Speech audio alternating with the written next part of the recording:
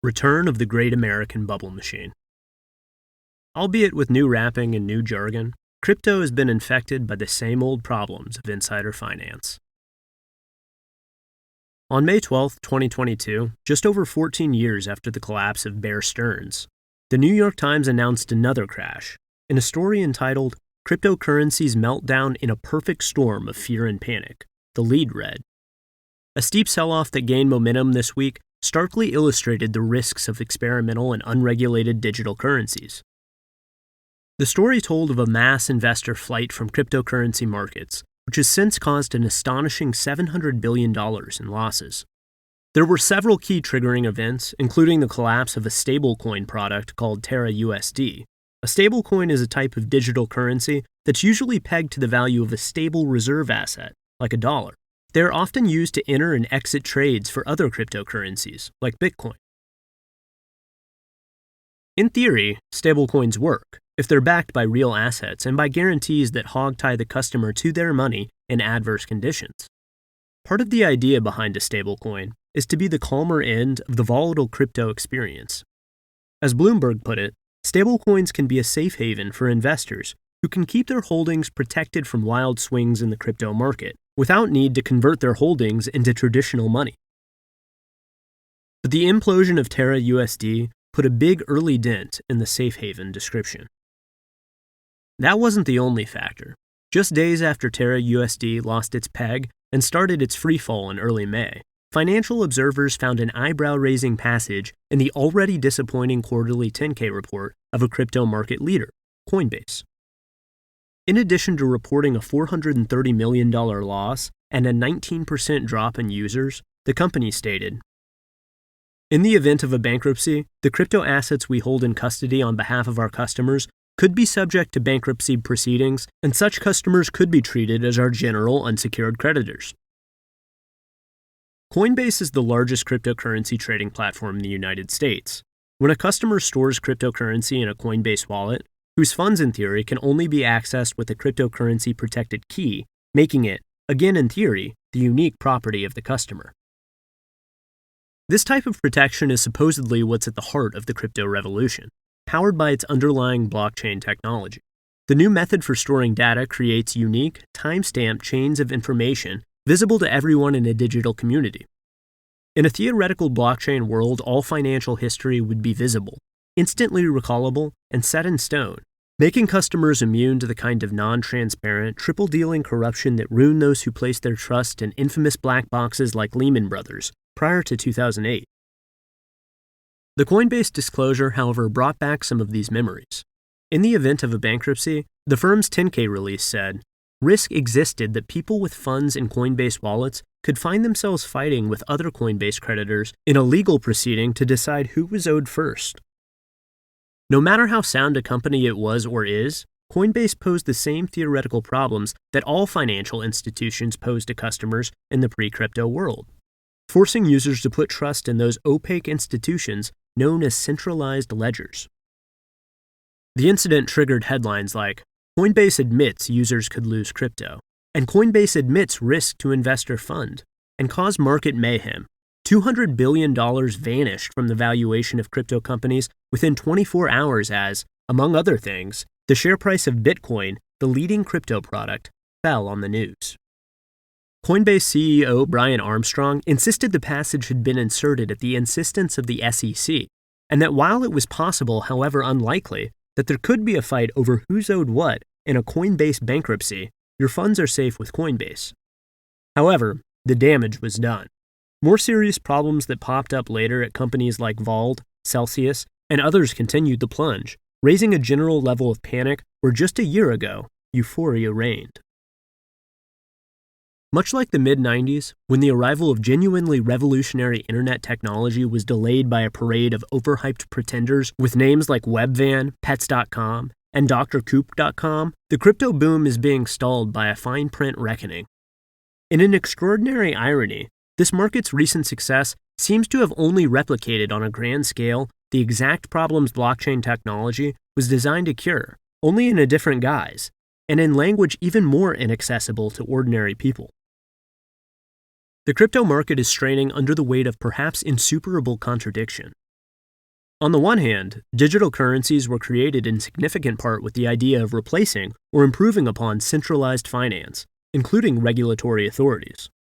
If a blockchain world with a thriving international digital currency were to exist, it would perhaps fatally undercut the financial and political authority of governments.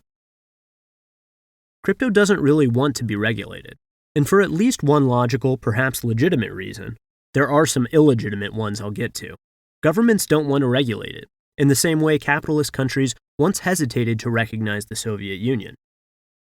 Even among the progressives and regulatory agencies, there's been a reluctance to engage really strongly with crypto, is how Georgetown professor Adam Levitin puts it. I think in part there's a hope that some of the fire would just kind of burn itself out, for there's a fear of legitimizing crypto through regulation. Using digital currencies to help the billions around the world with no access to banking services become participants in a system that has long excluded them is a great thing, in theory. The issue is the structure of these companies. If a stablecoin firm is taking your dollar and trying to make money lending it somewhere, they're just unregulated, uninsured, unaudited banks, as one financial analyst puts it. Misperceptions about how certain types of investments were fully hedged, asset-backed, or faced only de minimis exposure to loss were a major factor in causing the huge buildup of unrecognized risk that caused the last financial collapse 14 years back.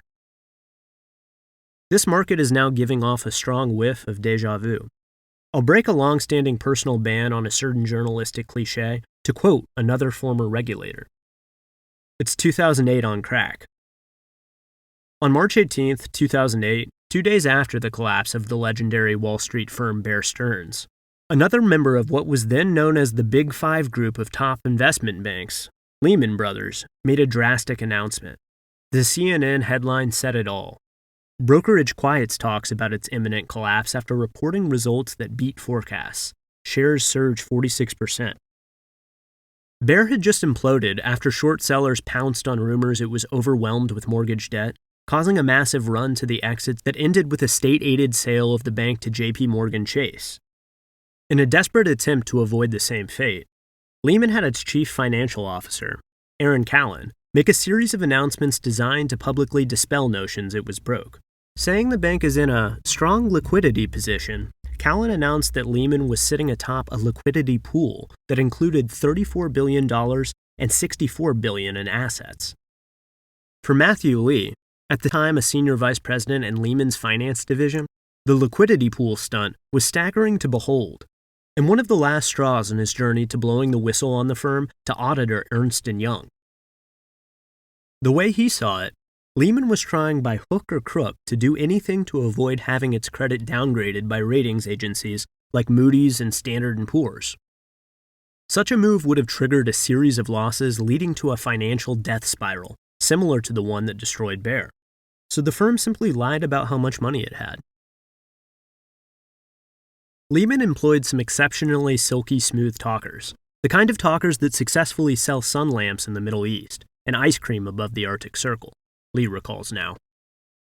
I always thought Lehman representatives did a brilliant job of convincing rating agencies of anything. Rating agencies are not full of sharp knives and easily manipulated. The liquidity pool remains an iconic event in the history of financial corruption, perhaps the ultimate example of what can happen when investors are forced to rely on the word of an opaque financial institution. Lehman didn't have $34 billion. The bank turned out to have put collateral it had already pledged to other actors in its pool. Chase, for instance, had already accepted at least $5 billion of the collateral Lehman said it had available.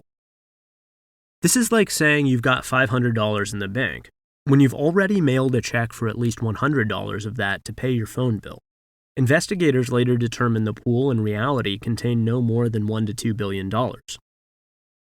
Of course, Lehman's condition soon became clear, and the bank would collapse, leading to one of the most extraordinary months in the history of finance. In September 2008, the world learned that not just Bear and Lehman were bust, but also AIG, Merrill Lynch, Washington Mutual, Wachovia, and a long list of other titans. The collapse of firms like Bear Stearns and Lehman Brothers, and the tsunami of losses that followed in September and October of 2008, wiping out as much as 40% of the world's wealth according to some estimates, underscored a basic problem in the global financial system. How can you tell when a systemically crucial firm, or even a government, is lying? How can anyone feel safe in a system full of black boxes run by ethically challenged millionaires and billionaires? On January 3, 2009, an anonymous computer developer going by the name Satoshi Nakamoto created the first Bitcoin, a form of digitized currency designed as a technological solution to the problems posed by companies like Lehman Brothers. In fact, the Genesis block of Bitcoin, i.e. the first ever unique unit of digital currency, had a message written into its code. The Times, 03 January 2009, Chancellor on brink of second bailout for banks. Referring to a story by the London Times about the 2008 crash, this Genesis block was intended to make sure the world never forgot that a corruption-fueled financial bubble was essentially the inspiration for the cryptocurrency movement, or at least for the creation of the most famous of the cryptocurrencies, Bitcoin. 2008 was definitely the thing that gave birth to Bitcoin, says Vitalik Buterin, CEO of Ethereum. Buterin added that the success or failure of the crypto movement will depend in significant part on whether or not it lives up to its stated principles. The really key idea is whatever the rules are, they're transparent, he said. Everyone sees what there are. They're in the code, and everyone's agreed to them. And there isn't one central actor that can manipulate the system, kick people off of it, shut down people's accounts, change the rules, or decide that they want to, without everyone else's consent. In theory, blockchain really could break the grip powerful insiders have had on money and political power since time immemorial. The potential benefits even reach into areas like speech. If you can rely on a vast digital community to confirm you're good for your dinner bill, instead of a third-party guarantor like, say, the Visa Corporation, then there would be no inaccessible, unaccountable payment processors to hold internet speech or book sales hostage. As the former CEO of a major internet company put it, commenting on a recent episode involving the freezing of PayPal accounts for alt media firms, Bitcoin is the only answer. However, if the transparency goal isn't maintained in crypto finance, and risk is allowed to exist that digital assets could end up fought over in something like a bankruptcy account, then you've just exchanged one brand of centralized ledger for another, maybe even a worse version. There are so many good things about this industry, right? The micropayments, the cheap transactions, the transparency on chain, and so on, says a high-ranking executive for another oft-criticized crypto firm. But there is also a ton of centralized behavior, still. It's perhaps the insuperable paradox hanging over this $3 trillion market. Are these firms really beacons of a new form of cryptographically guaranteed transparency? Or are they just less insured, less regulated, less audited versions of the same take-our-word-for-it securities and banking operations that melted down the world economy 14 years ago? That's the weird thing about crypto, says Georgetown professor Adam Levitin, who specializes in bankruptcy and commercial law. It's a mix of incredible transparency with incredible opacity. The pandemic accelerated the contradictions. Since the arrival of COVID-19, the value of Bitcoin and Ethereum surged to record highs, with the market blowing past $3 trillion. And decentralized finance suddenly looked more like immediate reality than a distant idealized future. Virtually every major institutional player on Wall Street set itself up to cash in on the crypto boom.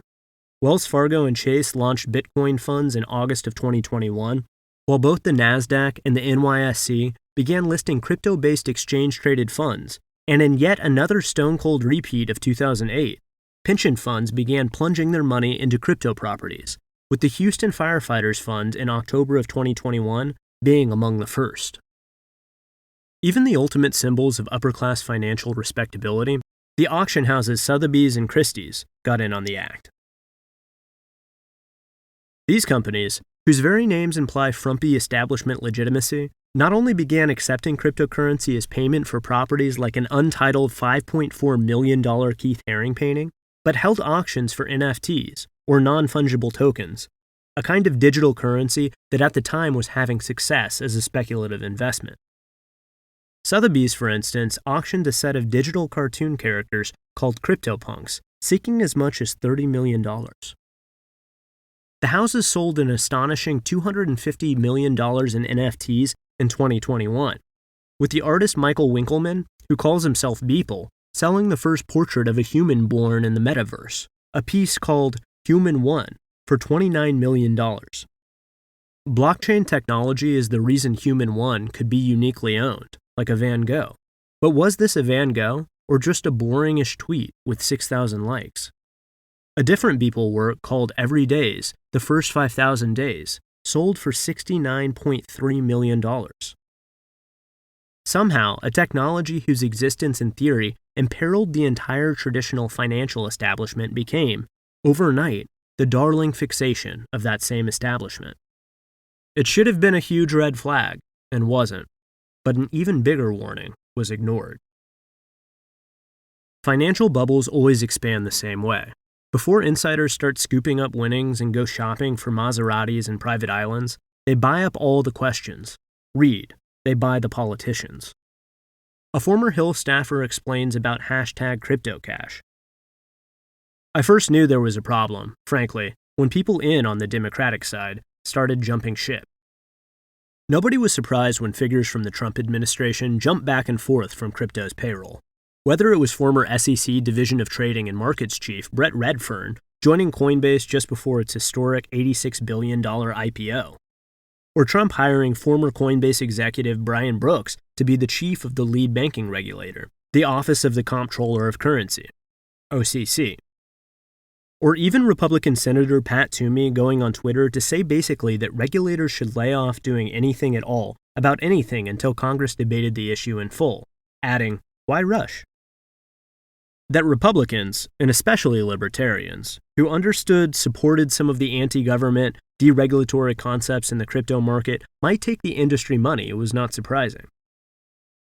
It was much more of a surprise, to some anyway, when a flood of supposedly pro-regulation Democratic staffers and polls went the same way, capitalizing on the incredible 5,200% surge in political giving that this year pushed crypto past big tech, big pharma, and even the defense sector in the realm of political contributions. Former Democratic staffers rushed to fill key posts at key firms.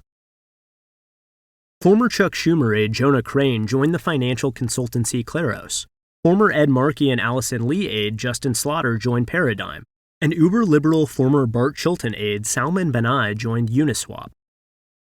Even the spokesperson at Circle with whom I spent much of these last 2 weeks jousting, see financial bubble era comes full circle, is a former Sherrod Brown aide. At a time when Republicans and Democrats seemed unable to agree on anything at all, a host of elected officials began making bipartisan shows of force on behalf of crypto companies. The most amazing moment may have come when SEC Chief Gary Gensler, a former Goldmanite usually thought of as one of the good guys by financial reform types, began making noises about regulating the crypto world. Almost immediately, a group of House members nicknamed the Blockchain 8 sent a blistering letter slamming Gensler and demanding he justify asking crypto firms for voluntary submissions of information, saying, "Crypto startups must not be weighed down by extra-jurisdictional and burdensome reporting requirements." Republicans like Warren Davidson of Ohio and Byron Donalds of Florida joined hands with Democrats like New Jersey's Josh Gottenheimer and Jake Auchincloss of Massachusetts to desist from voluntary document production, even using the age-old trick that bank-controlled polls once employed of asking Gensler if he'd conducted a cost-benefit analysis to determine the fairness and efficacy of his requests.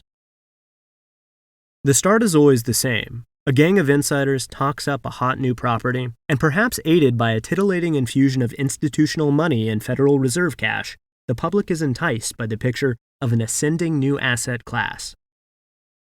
In the last two great financial disasters, the tech stock boom of the 90s and the mortgage-backed securities mania of the mid-2000s, investors were also wowed by rhetoric, often coming from the highest authorities, suggesting that a technological fix to risk itself had been discovered.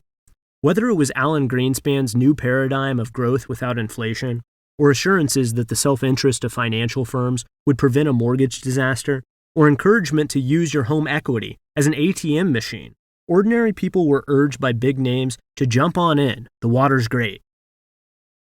So it's been with the crypto market, another new thing that saw everyone from Tom Brady, Steph Curry, and Matt Damon urging ordinary people to jump in the market, because fortune favors the brave. Politicians also got in on the cheerleading action. What we don't want to do is choke a new industry and innovation out so that we lose out on opportunities, said New Jersey Senator and former presidential candidate Cory Booker. He added, "This is a really important space if we get the regulation right, that can actually be helpful to the industry in protecting consumers."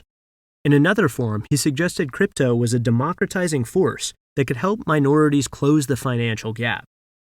Booker, along with New York's Kirsten Gillibrand, is considered among the most crypto-friendly members of the upper house, and according to Fortune, near the top of the list of politicians who've taken donations from crypto interests.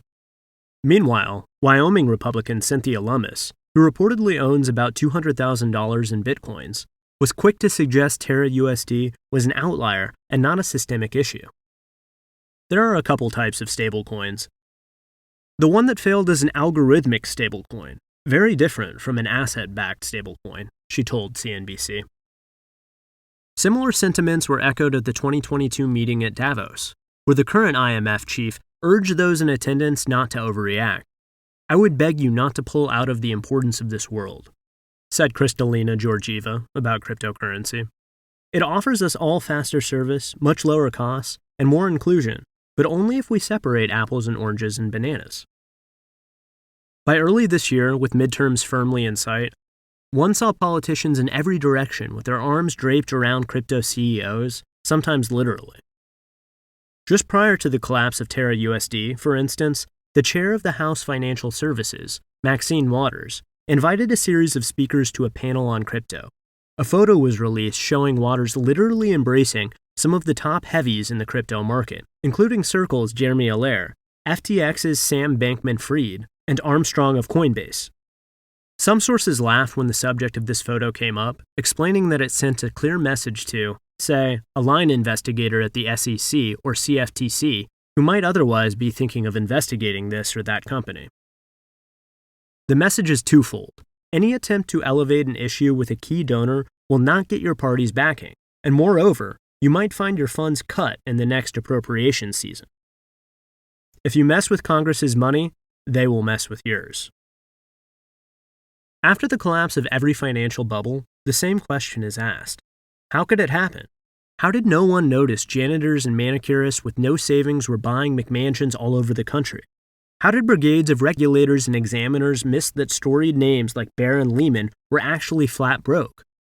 How did it happen that the people supposedly responsible for spotting problems at one of the world's largest companies, AIG, was the Office of Thrift Supervision, a savings and loan regulator that barely had any staff that understood insurance, let alone the hundreds of millions in exotic derivative pseudo-insurance a tiny AIG subunit was selling out of an office in London? It was the regulatory version of the famous pointing Spider-Man meme. The chief cops on the financial beat all thought someone else had the responsibility for new financial instruments. Were credit default swaps and collateralized debt obligations the problem of state insurance departments, or banking authorities like the Fed or the OCC, or security regulators like the SEC, or what? As one former federal banking official put it, the market was just bespoke enough to make everyone think it was someone else's beat. The tragedy of a corrupted crypto universe is exactly the same story of a bespoke financial market grown to fantastic dimensions in a regulatory dead zone, with a cash-fattened Congress keeping questions to a minimum, and the same old insiders extracting billions before a crash that will inevitably be paid for by the rabble again. In 15 or 20 years, maybe, crypto will evolve to revolutionize finance and eliminate insider corruption in a way its adherents hoped, much as the internet eventually really did change everything from commerce to communication. But we're still at the stage of clearing out the phonies, the Pets.com and eToys equivalents, and there are still a lot out there. More, sadly, TK. Thanks for listening to the audio version of this article. For more, visit taibbi.substack.com.